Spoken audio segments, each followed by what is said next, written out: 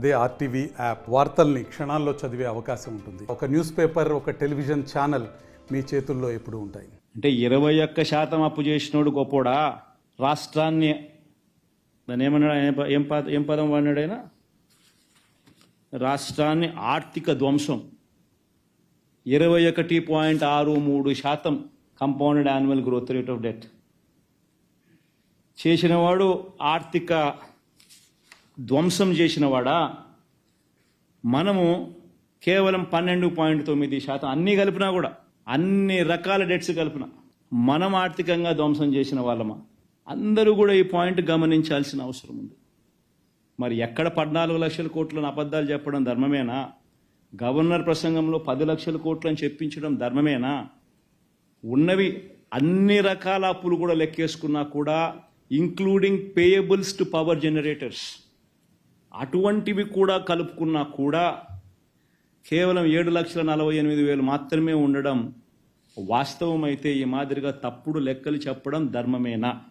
Government debt 4,38,278 కోట్లు. అంటే ఇప్పుడు మొత్తంగా మనం చూస్తే 1,13,000 కోట్లు, 22,000 కోట్లు. ఈ రెండు అప్పులకు యాజ్ ఆన్ టుడే బిల్స్ రెడీగా ఉన్నాయి. వాళ్ళు ఏం చేయాలని అర్థం కాదు, మళ్ళా డెవలప్మెంట్ చేయాలి. ఆ పరిస్థితిలో మనం ఉన్నాం. ఈరోజు 1,35,224 కోట్ల రూపాయలు అప్పులు ఉన్నాయి. అంటే మామూలు అప్పులు కాదు, ఇప్పుడు పే చేయాల్సిన అప్పులు, కరెంట్ అప్పులు ఇవి. ఇక్కడవన్నీ స్ట్రక్చర్డ్ అప్పులు, ఇవి మనం ఇప్పుడు అప్పులు ఉండేటివి. ఇవి పే చేసే తప్ప ఇంకా అప్పులు వాళ్ళకి చెప్తే అవన్నీ లెక్కేసుకోవాలి. ఇది కాకుండా కోర్టులో దగ్గర మీరు ఒకసారి చూస్తే కంటెంప్ట్ కేసులు ఎవ్రీడే మొత్తం 24,988 రిట్లు ఫైల్ చేశారు. 3,542 కోట్ల కోసం. ఒక దుర్మార్గుడి పాలనలో అధికార యంత్రాంగం ఏ విధంగా నిర్వీర్యమైపోతుంది, అధికారులు కూడా మానసిక క్షోభ ఏ విధంగా అనుభవిస్తారో చేయని తప్పుకి. వీళ్ళు చెప్పారు నువ్వు అపోజ్ చేయమని, నువ్వు డబ్బులు ఇవ్వద్దని, ఇవ్వలేమని. వీళ్ళు ఇవ్వలేకపోయారు. వాళ్ళు డైరెక్షన్ ఇచ్చారు, ఆ డైరెక్షన్ ఫుల్ఫిల్ చేయలేకపోయారు. అప్పుడు ఏం చేశారు కోర్టు? ఎవరైతే కన్సర్న్ ఆఫీసర్ ఉన్నాడో ఆ ఆఫీసర్ని కంటెంప్ట్ కింద జైలు పంపిస్తున్నారు, పనిష్మెంట్ ఇస్తున్నారు. అంటే ఎక్కడికి పోతున్నాం? అదే అడ్మినిస్ట్రేషన్ చేసినటువంటి దుర్మార్గమైన పాలన. 1-2 తప్పులుంటే కరెక్ట్ చేసుకుంటాం. ఇన్ని తప్పులు ఎట్లా కరెక్ట్ చేస్తారో దేశ? ఎప్పుడు కూడా క్యాపిటల్ ఎక్స్పెండిచర్ చాలా ముఖ్యం. ఆదాయం రావాలంటే రెవెన్యూ ఎక్స్పెండిచర్ కంపల్సరీగా ఉంటుంది. జీతాలు ఇవ్వడం, లేకపోతే వెల్ఫేర్ ఇవ్వడం, ఇవి ఇవ్వాలి. బ్యాలెన్స్ అనేది ఇంపార్టెంట్. అక్కడే క్యాపిటల్ ఎక్స్పెండిచర్. పైగా చంద్రబాబు నాయుడు చేసి తప్పేంది? కాఫర్ డ్యాములో ఒకవైపున మొదలుపెట్టినట్టుగానే మెయిన్ డ్యామ్ కూడా మొదలుపెట్టాడు. 2 కాఫర్ డ్యాములు పూర్తి చేయకుండా మధ్యలో మెయిన్ డ్యామ్ కూడా మొదలుపెట్టాడు. మెయిన్ డ్యామ్కు సంబంధించిన డైఫ్రమ్ వాల్ కూడా అయిపోయింది. అప్పటికి ఏమైంది? అప్పుడు ఈ స్కౌరింగ్ కాఫర్ డ్యామ్ను ఎత్తింది, మెయిన్ డ్యామ్ డయాఫ్రమ్ వాల్ను కూడా ఎత్తేసింది. సో మొత్తం 3 చోట్ల 3 డయాఫ్రమ్ వాల్స్ ఈ గ్యాపుల్లో నుంచి నీళ్లు పోవాల్సిన పరిస్థితులు పోక తప్పలేదు. కాబట్టి వెలాసిటీ ఆఫ్ ది వాటర్ పెరిగి స్కౌరింగ్ వల్ల పూర్తిగా ఎత్తేసింది. అసలు ఎవడన్నా బుద్ధునోడు ఎవడన్నా కానీ ఇది చేస్తాడా? మీరే ఆలోచన చేయండి. అందరూ విఘ్నత కలిగిన డిగ్రీలు చదువుకున్న జర్నలిస్టులు మీరంతా. ఒక ప్రాజెక్ట్ కట్టేసరికి ప్రణాళికాబద్ధంగా కట్టాలి. ఫస్ట్ స్పిల్వే అయిపోవాలి. So that diversion of water can take place when the coffer dam is put in place. Spillway పనులు పూర్తి కాకముందే కాఫర్ డ్యామ్ పనులు మొదలు పెడతావు. కాఫర్ డ్యామ్ కన్నా పూర్తి అవుతే స్పిల్వే వైపు నుంచి నీళ్లు మళ్లించే అవకాశం లేదు. కాబట్టి కాఫర్ డ్యామ్లో గ్యాప్లు ఇచ్చి పెడతావు. పోలవరం 15,304 కోట్లు ఖర్చు పెట్టాం. అందులో 11,702 కోట్లు 14-19 ఖర్చు పెట్టాం. అత్యవసరమైన పరిస్థితిలో పోలవరం డయాఫ్రామ్ వాల్ దెబ్బతింటే గవర్నమెంట్ ఆఫ్ ఇండియా ఒక ఎక్స్పర్ట్ కమిటీ వేశారు.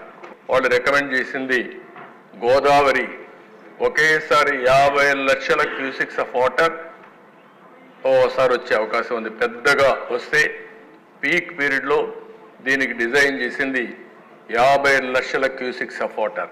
990 కోట్ల రూపాయలు ఖర్చు పెట్టి న్యూ డయాఫామ్ వాల్ కన్స్ట్రక్ట్ చేసే పరిస్థితికి వచ్చాం. అదే నిన్న రికమెండ్ చేశాం క్యాబినెట్లో. అంటే ఒక దుర్మార్గమైన పాలన చెప్తే వచ్చుంటే ఇవన్నీ ఉంటే బాగుంటాయి, కానీ ఇనే ఓపిక లేదా ఉండే 10 మందికి కూడా. ఈరోజు మనం గుర్తుపెట్టుకోవాలి, ఒక దుర్మార్గమైన పాలన వల్ల 466 కోట్ల రూపాయలతో అయిపోయిన ప్రాజెక్ట్ని ఈరోజు 990 కోట్ల రూపాయలు ఖర్చు పెట్టే పరిస్థితికి వచ్చింది. మరి వైఎస్ఆర్సీపీ ప్రభుత్వంలో ఏ డిస్టిలరీస్ అయితే మద్యాన్ని సరఫరా చేస్తున్నాయో గతంలో కూడా చంద్రబాబు నాయుడు హయాంలో అయ్యే డిస్టిలరీసే సరఫరా చేసినాయి. అంతెందుకు ఇప్పుడు 52 రోజులు అయిపోయింది నేను వచ్చి, అయ్యే డిస్టిలరీసే మళ్ళీ సప్లై చేస్తూ ఉన్నాయి. మళ్ళీ ఆయన హయాంలో ఏమో అమృతము, వైసీపీ హయాంలోకి వచ్చేసరికి అవి విషమా, మళ్ళీ ఇప్పుడు ఆయన హయాంలోకి వచ్చేసరికి అయ్యే బ్రాండ్ మళ్ళీ అమృతమా? అంటే ఏదైనా కానీ చెప్పేసరికి ఫండమెంటల్ క్వశ్చన్స్ కొన్ని అడగాలి, బుర్రలో నుంచి తట్టాలి. ఎవడైనా కూడా మద్యం అనేది లంచాలు తీసుకునేవాడు ఎవడు వాల్యూమ్స్ పెంచితే ఇస్తాడా, వాల్యూమ్స్ తగ్గితే ఇస్తాడా? 2014 నుంచి 2019 మధ్యలో ప్రతి సంవత్సరం లిక్కర్ 15% వాల్యూమ్స్ పెరుగుతూ పోయింది. వైసీపీ ప్రభుత్వంలో ఆ 17,341 కోట్ల రూపాయలు పెరుక్కుంటూ ప్రతి సంవత్సరం పెరుక్కుంటూ పోయి 2023-24లో 25,000 కోట్లకు ఎగబాకింది. అంటే వాల్యూమ్స్ తగ్గుతున్నాయి, రెవెన్యూస్ రాష్ట్ర ప్రభుత్వానికి పెరిగాయి. లాజిక్ ఒక్కసారి ఆలోచన చేయాలి.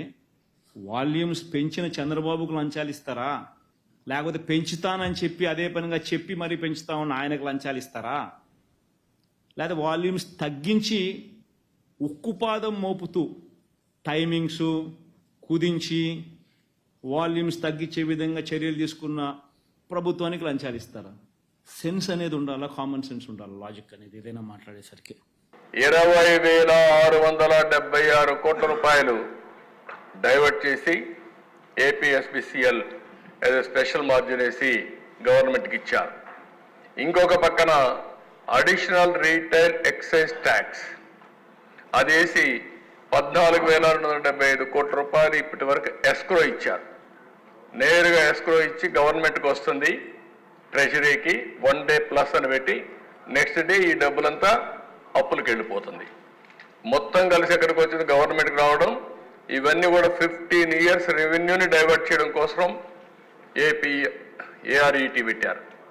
అంటే 15 ఏళ్ళు కడతానే ఉండాలి. మనం కూడా ఇంకా ఈ రోజు నుంచి మనకు వచ్చిన ఆదాయం కాస్తో కోస్తో ఎక్సైజ్లో వస్తే అప్పులు కట్టడానికి సరిపోతుంది. అందుకే తాగండి, తాగించండి. ఇప్పుడు మొత్తం ఊడ్ చేసి వెళ్ళిపోయాడు, మద్యపాన నిషేధం అన్నాడు, అయిపోయింది. ఇది మీరందరూ మళ్ళీ అర్థం చేసుకోవాలి. డబ్బుల కోసం వినూత్నంగా ఆలోచన ఎవరికి ఆలోచన వచ్చుండదు ప్రపంచంలో. స్వాతంత్రం వచ్చిన తర్వాత ఎవరికి రాలేదు.